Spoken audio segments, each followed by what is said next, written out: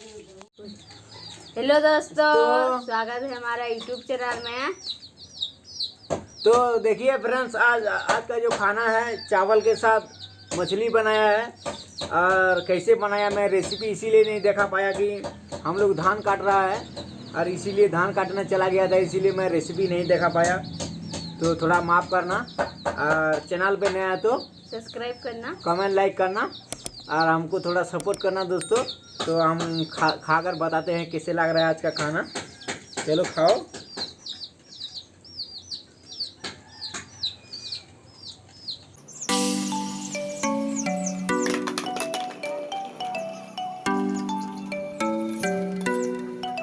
आज कुछ ज़्यादा कुछ नहीं बनाया है, बस मछली है।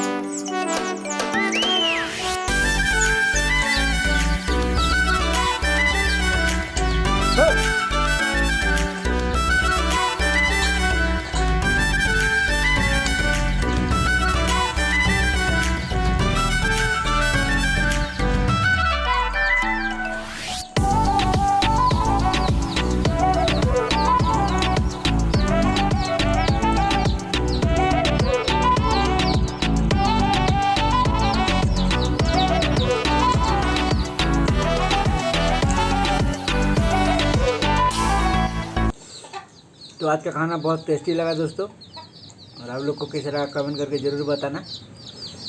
अच्छा लगा तो सब्सक्राइब करना। तो वीडियो इतना ही था दोस्तों, मिलते हैं अगले वीडियो को, तब तक के लिए बाय दोस्तों।